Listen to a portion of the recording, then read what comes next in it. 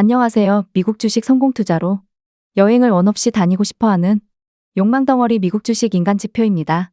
차트를 아무리 잘 본다 하더라도 100% 성공할 순 없습니다. 그리고 결국 내가 아무리 기법을 잘 알고 차트도 남들보다 좀 더 잘 이해한다 한들 자기가 스스로 내동매매하지 않고 기계처럼 매매할 수 있는 레벨까지 간다는 게 정말 쉬운 영역이 아니라고 생각합니다. 어제 프리장 시간쯤에 멤버십 게시글에 엔비디아 확장 시간 1시간 차트를 두고선 엔비디아 숏이 너무 맛있어 보여서 이런 게시글을 남겨드렸습니다. 일단 이렇게 생각한 근거가 중요합니다.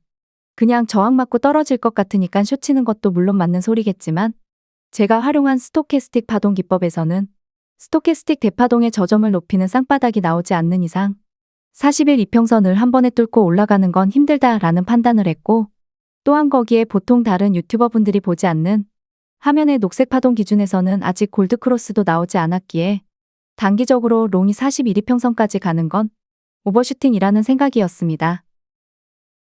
그래서 41 이평선 화면의 노란색 선에 사실 올지 예상은 못했는데 정규장 초반에 엄청 세게 올라오더라고요. 순간 무슨 호재거리가 있나 뉴스는 찾아보지 않고 졸면서 숏을 매수하기 시작했습니다. 여기서 제가 매수한 근거가 뭐였죠? 스토캐스틱 파동에 따른 제 판단이었고 제 확신이었죠. 근데 그 확신이 틀렸을 때는 어떻게 해야 될까요? 숏 인버스 상품 손절을 해야겠죠. 그럼 진입하면서 바로 손절가도 생각해둬야 합니다.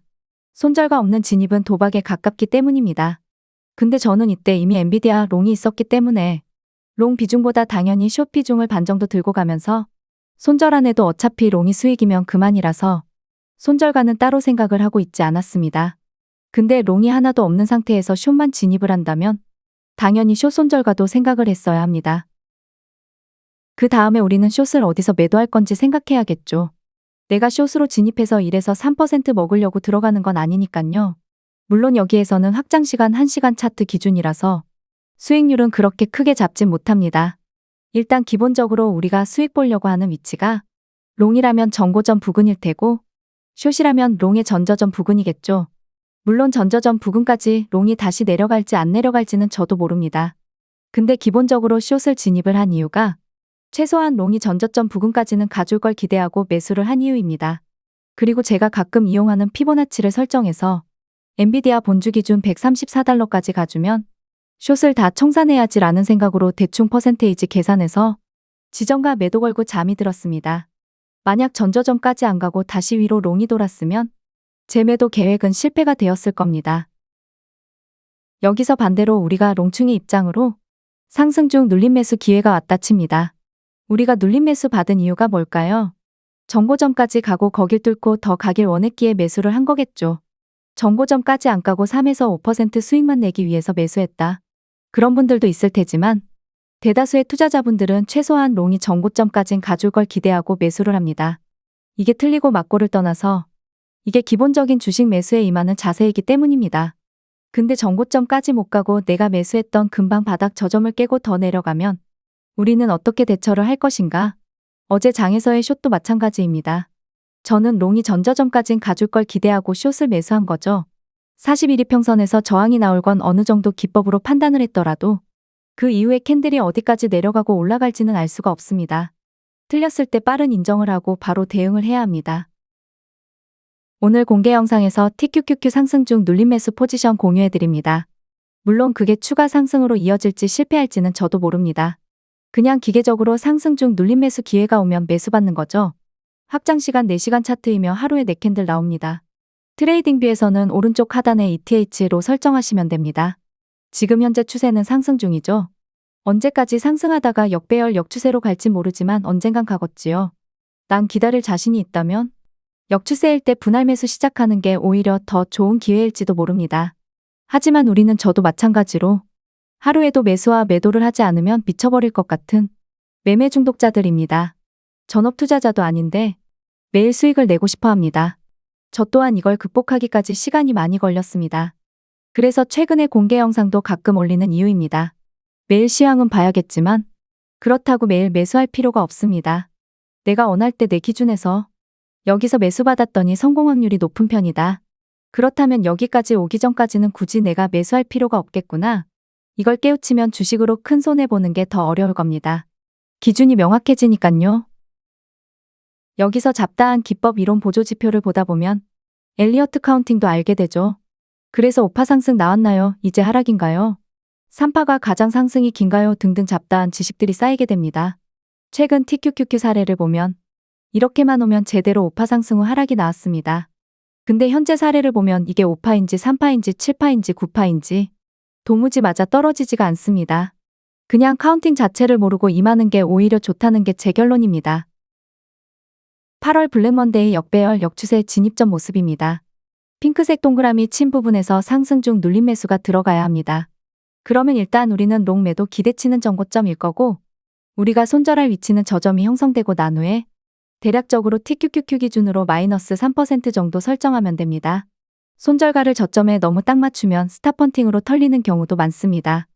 스탑로스 걸고서 비중을 다 덜던지 덜 더는 건 결국 본인 자유겠죠. 지인이 저에게 물어도 손절하라고 하는 게 가장 어려운 질문입니다.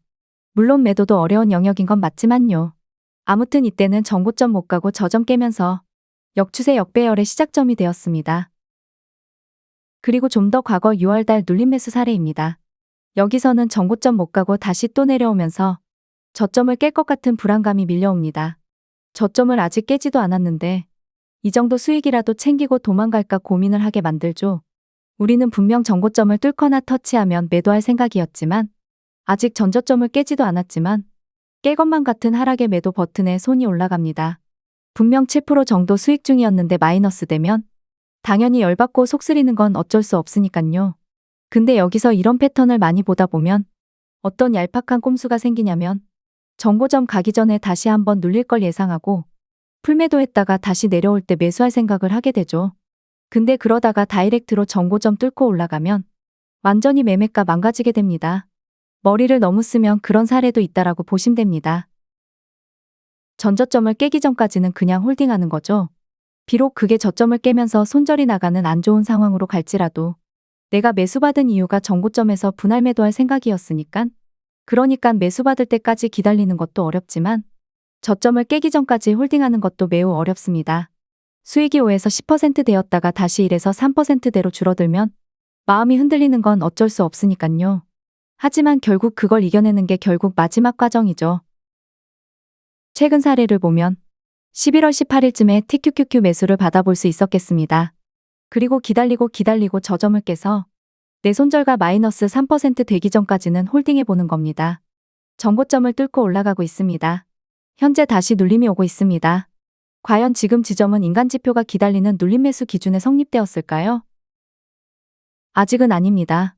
수요일 하루 더 떨어져 준다면 분할 매수 시작할 것 같습니다. 물론 수요일에 안 떨어지고 위로 올라갈 수도 있습니다. 그러면 저는 아쉬움 없이 그냥 차트 안 보고 이불킥하며 잠들 것 같습니다. 우리는 매일 어떻게든 매수하고 매도하고 싶어서 일봉 보다가 시간봉으로 줄여나갑니다. 그러다가 분봉도 보게 되죠.